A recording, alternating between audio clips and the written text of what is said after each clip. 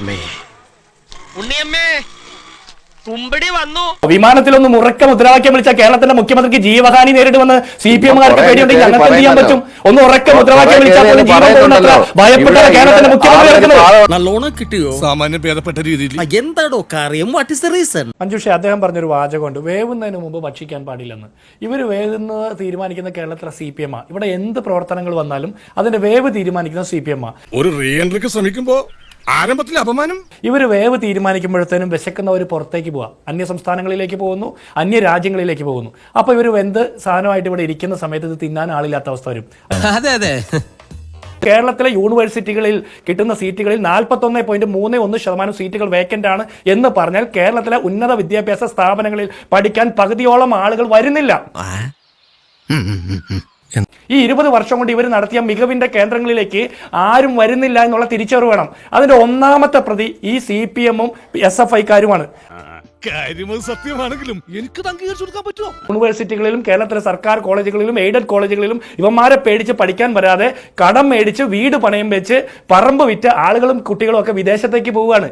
അതിപ്പോ ഓരോ കീഴ്വഴക്കങ്ങളാവുമ്പോ അങ്ങനെ പോകുന്നവരെയാണ് ഇവരുടെ പോളിറ്റ് ബ്യൂറോ മെമ്പർ വിജയരാഘവൻ വിദേശത്ത് പാത്രം കഴുകാൻ പോകുന്നവരെന്ന് കളിയാക്കിയത്. ഇനി ഉളുപ്പുണ്ടടാ ചക്കണക്ക്. ഇവർ മാപ്പ് പറയേണ്ടത് TP ശ്രീനിവാസനോട് മാത്രമല്ല. ഞാൻ വീണ്ടും പറയുന്നു, 10-20 വർഷക്കാലം ഇവർ ഈ കേരളത്തിലെ ഉന്നത വിദ്യാഭ്യാസത്തെ പിന്നോട്ടടിച്ചതിന് 2 തലമുറയോട് ഇവർ മാപ്പ് പറയണം. ഈ വേണ്ടാത്ത കാര്യങ്ങൾ പറയല്ലേ. 2 തലമുറയിൽപ്പെട്ട ചെറുപ്പക്കാർക്ക് ഉന്നത വിദ്യാഭ്യാസത്തെ മാറുന്ന കാഴ്ചപ്പാടിന് അനുസരിച്ച് ലോകത്തിന്റെ വീക്ഷണഗതി മാറുന്നതിനനുസരിച്ചിട്ടുള്ള സൗകര്യങ്ങൾ കിട്ടാതെ വിദ്യാഭ്യാസ രംഗത്തെ അടിസ്ഥാന സൗകര്യങ്ങൾ ഒരുക്കി കൊടുക്കാതെ ഇങ്ങനെ പോയാൽ സംഗതി കുഴയും. ശരി, അവരുടെ ഭാവി പിന്നോട്ടടിച്ചതിന് കൂടി ഇവർ മാപ്പ് പറയണം. ഇവർക്ക് കാഴ്ചപ്പാടില്ല, ഇവരുടെ പാർട്ടിക്ക് ദീർഘവീക്ഷണമില്ല. ആരെന്ത് കൊണ്ടുവന്നാലും അതിനെ എതിർക്കുക എന്നുള്ളതാണ് ഇവരുടെ ഒരു ഐഡന്റിറ്റി ക്രൈസിസ്. അതാണ് ഇവർ. ഇതൊരു നടക്കി പോണ ലക്ഷണില്ല. CPM-ന്റെ സംസ്ഥാന സെക്രട്ടറി ഒരു കാര്യവുമില്ലാതെ യാതൊരു വെളിവും ഇല്ലാതെ കണ്ട വേട്ടാവളിയന്മാരെ പോലെ AI-ക്കെതിരെ നിരന്തരം പറഞ്ഞുകൊണ്ടിരിക്കുക. മധുര മനോജം എന്ന് വാഴ്ത്തി പാടുന്ന ചൈന AI രംഗത്ത് ഒരുപാട് മുന്നോട്ട് പോയി കഴിഞ്ഞു, ബഹുദൂരം മുന്നോട്ട് പോയി കഴിഞ്ഞു. അപ്പൊ ഇവിടെ AI-ക്കെതിരെ നിരന്തരം പ്രചരണം നടത്തിക്കൊണ്ടിരിക്കുക CPM-ന്റെ സംസ്ഥാന സെക്രട്ടറി. കുറെ കഴിയുമ്പോൾ അത് തിരുത്തി പറയും. ഇവർ തിരുത്തുന്നതിനനുസരിച്ചിട്ട് ഇവരുടെ നിലപാട് മാറ്റുന്നതിനനുസരിച്ചിട്ട് കേരളം പുറകോട്ട് പോകേണ്ട ആവശ്യമുണ്ടോ? അപ്പൊ ഇവർ നല്ല പ്രതിപക്ഷമല്ല, നല്ല ഭരണപക്ഷമല്ല.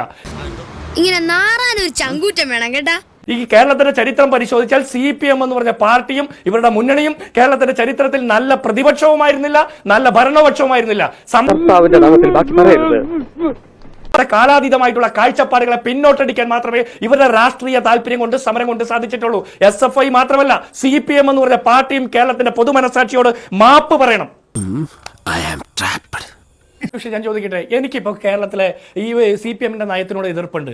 നമ്മൾ ആരെങ്കിലും ഉന്നത വിദ്യാഭ്യാസ മന്ത്രി R ബിന്ദുവിന്റെ കർണക്കുറ്റി അടിച്ച് പൊളിച്ച് താഴെ ഇടുവോ? ഇവർക്ക് ആരാ അടിക്കാൻ അധികാരം കൊടുത്തിരിക്കുന്നത്? ഉളുപ്പുണ്ടടാ ചക്കണക്ക്.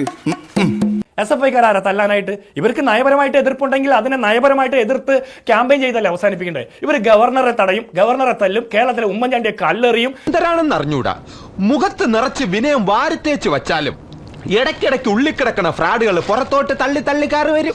തല്ലും, മുഖ്യമന്ത്രിയെ തല്ലി, ഇവരെല്ലാവരെയും തല്ലും. എന്നിട്ട് ഇവർക്ക് ആർക്കെങ്കിലും ഒരു ചൊറിച്ചിൽ പറ്റിക്കഴിഞ്ഞാൽ അപ്പോൾ ഇവർ കറിയും ജനാധിപത്യം തകർക്കപ്പെട്ടു എന്ന്. ഞാൻ ചോദിക്കട്ടെ, കൂത്തുപറമ്പിലെ രക്തസാക്ഷികളെ എന്തിനാണ് ഇവർ കാലപുരിക്കയച്ചത്? ഇവർ സഹകരണ മേഖലയിൽ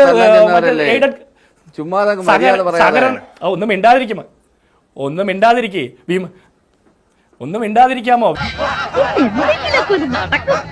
വിമാനത്തിലൊന്നും ഉറക്ക മുദ്രാവാക്യം വിളിച്ച കേരളത്തിന്റെ മുഖ്യമന്ത്രിക്ക് ജീവഹാനി നേരിടുമെന്ന് CPM-കാർക്ക് പേടിയുണ്ടെങ്കിൽ ഞങ്ങൾക്ക് എന്ത് ചെയ്യാൻ പറ്റും? ഒന്ന് ഉറക്ക മുദ്രാവാക്യം വിളിച്ചാൽ പോലും ജീവൻ പോകുന്നത്ര ഭയപ്പെട്ട കേരളത്തിന്റെ മുഖ്യമന്ത്രി നടക്കുന്നത്.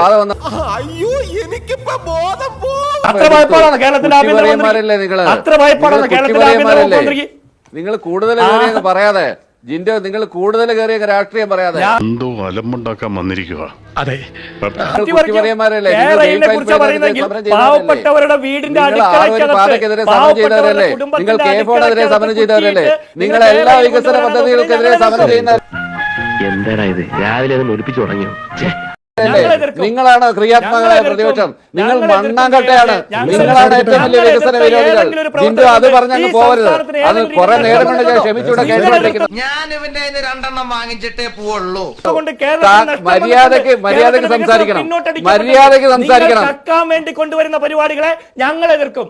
എന്റെ വായിക്കാത്ത കയറി വിടുവിച്ചാലേ ശരിയാവും. അതല്ലേ താങ്കൾ ഉന്നയിക്കാൻ ഉദ്ദേശിച്ചത്? കോപ്പിയടിക്ക് പിടിക്കപ്പെട്ട എം.എം. ഹസൻ, കോപ്പിയടിക്ക് പിടിക്കപ്പെട്ട എം.എം. ഹസൻ, ഇതൊന്നും എന്നെ കൊണ്ട് പറയിപ്പിക്കരുതെന്ന് ഞാൻ വിചാരിച്ചു ഇവിടെ മിണ്ടായിരുന്ന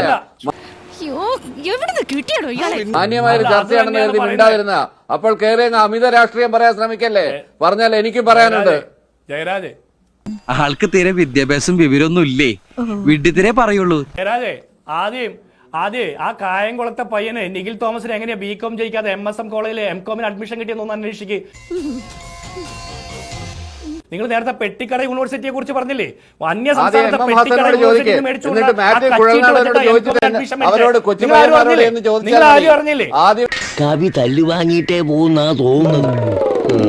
താങ്കളുടെ അതൊക്കെ ഞങ്ങൾ ചോദിച്ചോളാം. മാത്യു കൊള്ളാൻ വന്ന് ചോദിക്കുമ്പോ തൊണ്ടയില് പഴമിറങ്ങിയിരിക്കുന്നത് നിങ്ങളുടെയാണ്. അപ്പൊ അതോടെ നിർത്ത്. ഞാൻ പറയട്ടെ, ദൈവമേ, ഇത് രണ്ട് കക്ഷികൾക്കും ചേർത്ത് ഒറ്റ വിധിയാണെന്നാണ് തോന്നുന്നത്. ഈ കൂത്തുപറമ്പ് രക്തസാക്ഷികളെ കാലപുരിക്കയച്ചതിന് നിങ്ങൾക്ക് മറുപടി ഉണ്ടോ?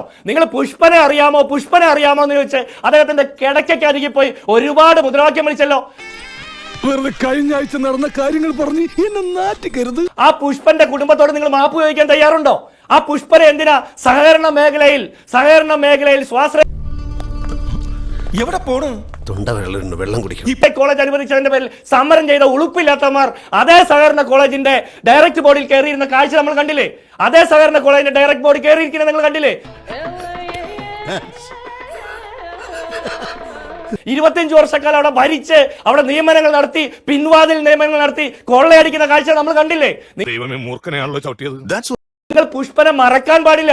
പുഷ്പന്റെ കുടുംബത്തോട്, മധുവിന്റെ, ഷിബുലാലിന്റെ, റോഷന്റെ ഒക്കെ കുടുംബത്തോട് മാപ്പ് പറഞ്ഞിട്ട് വന്നു വേണം ഇത്തരം വർത്തമാനം പറയാൻ. കിട്ടിയാ? ഇല്ല, ചോദിച്ചു വാങ്ങിച്ചു. പോവാ. ശരി, ശ്രീ പണിക്കർ, താങ്കൾ നിങ്ങൾ നിഖിൽ പൈലയെ ഓർത്താ മതി കേട്ടോ. നിങ്ങൾ നിഖിൽ പൈലയെ ഓർത്താൽ മതി. സമാധാനപരമായിട്ട് ഇത് തീരില്ല. സമാധാനപരമല്ലാത്ത വഴി കയ്യിലുണ്ടോ? നമ്മൾ LED ട്യൂബിന്റെ കാലഘട്ടത്തിലാണ്. സ്വിച്ച് ഇട്ട് അപ്പം തന്നെ കത്തും. CPM ഈ സമരം ചെയ്ത സമയത്ത് അവർക്ക് ഈ പഴയ കാലത്തെ ചോക്കള ട്യൂബ്ലൈറ്റിന്റെ കാലഘട്ടത്തിലായിരുന്നു. അപ്പോൾ അത് കുറച്ച് സമയം എടുക്കും കത്താൻ. ഇവർക്ക് കത്തി വരുമ്പോഴത്തേനും കാര്യങ്ങളൊക്കെ കഴിഞ്ഞ ആളുകൾ പോയിട്ടുണ്ടാവും. ഇവര് ഈ TP ശ്രീനിവാസനെ തല്ലി താഴെയിട്ട സമരം ഉദ്ഘാടനം ചെയ്യാനായിട്ട് അന്ന് അവിടെ വന്നത് ആരാന്നറിയോ? വി ശിവൻകുട്ടിയാണ്. എനിക്കൊന്നും ഓർമ്മ വരുന്നില്ല. വിദ്യാഭ്യാസ മന്ത്രിയാണ്. അപ്പൊ അത്രയേ ഉള്ളൂ വ്യത്യാസം. ഇദ്ദേഹം മഹാന്മാരെന്ന് വാഴ്ത്തിയ കുറെ ആളുകളുണ്ടല്ലേ, ആ മഹാന്മാർ കേരളത്തിൽ സംഭാവന ചെയ്ത കേരളത്തിലെ യൂണിവേഴ്സിറ്റികളിൽ 40% വരുന്ന സീറ്റുകൾ വേക്കൻ്റായി കിടക്കാനുള്ള കാരണം നീ അറിഞ്ഞ SFI എന്ന് പറഞ്ഞ മഹത്തായ സംഘടനയാണ് അതിന്റെ സംഭാവനയ്ക്ക് ഈ പറഞ്ഞ പാർട്ടിയോടൊപ്പം ഏറ്റവും അണമുറിയാത്ത പിന്തുണ കൊടുത്തുകൊണ്ട് നിൽക്കുന്നത്. ഇവരൊക്കെ കുഴിയാനകളുടെ കാലഘട്ടത്തിലാണ്.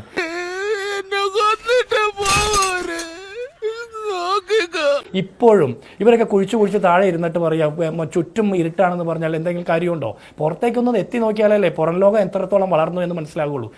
ഇത് വടി കൊടുത്ത് അടി വാങ്ങുന്ന പരിപാടിയാണല്ലോ ബാബു. ഇവർക്കത് മനസ്സിലാകുന്നില്ല. ഇപ്പോൾ മൂർത്തമായ സാഹചര്യത്തിൽ ഇടയ്ക്കെങ്കിലും പുറത്തു വന്ന് നോക്കുമ്പോഴാണ് മൂർത്തമായി എന്ന് തോന്നുന്നത്. അപ്പോഴത്തേനും മറ്റ് സംസ്ഥാനങ്ങളൊക്കെ ഈ കാര്യത്തിൽ ഒരുപാട് വളർന്നിട്ടുണ്ടാവും. എന്തായാലും കലക്കിട നിന്നെ ഞങ്ങൾ സമ്മതിച്ചു തന്നിരിക്കുന്നു. മറ്റ് രാജ്യങ്ങളിലേക്ക് നമ്മുടെ വിദ്യാർത്ഥികളൊക്കെ പോയിട്ടുണ്ടാവും. പിന്നെ ഇവിടെ അവശേഷിക്കുന്ന കുറച്ച് SFIക്കാരുടെ തല്ല് വാങ്ങി ഗതികേട് കൊണ്ട് ഇവിടെ പഠിക്കുന്ന കുറെ പാവപ്പെട്ട മനുഷ്യന്മാരുടെ മക്കൾ മാത്രമേ ഉള്ളൂ. ഒരാവേശത്തിലെടുത്ത് ചാടി വേണ്ടായിരുന്നു അല്ലേ? അവരുടെ മെക്കെട്ട് കയറി ഇവർക്ക് അങ്ങ് ഭരിച്ചു പോകും. അതിനപ്പുറത്ത് എന്താണ് ഇവരുടെ മുമ്പിലുള്ളത്? അതിനപ്പുറത്ത് ഇവർക്ക് ഒരു കാഴ്ചപ്പാടില്ല. ഇപ്പോഴും ഞാൻ വിചാരിക്കുന്നു ഈ വരുന്ന സ്വകാര്യ സർവകലാശാലകളെ ക്ഷണിക്കുന്നതിന്റെ പുറകിൽ സ്വകാര്യ യൂണിവേഴ്സിറ്റികളെ കൊണ്ടുവരുന്നതിന്റെ പുറകിൽ കേരളത്തിൽ നിന്ന് വിദേശത്തേക്ക് കുട്ടികളെ റിക്രൂട്ട്മെന്റ് ചെയ്യുന്ന പല ഏജൻസികളുമായിട്ടുള്ള ഒത്തുകളിയും തട്ടിപ്പും ഭൂമിക്കളവും അങ്ങനെയുള്ള പരിപാടികളാണോ, അഴിമതിയാണോ എന്ന് പോലും സംശയിക്കണം. അഭിപ്രായങ്ങളോട് 100% ഞാൻ യോജിക്കുന്നു. തൽക്കാലം ഇത്രയും മതി. വരട്ടെ.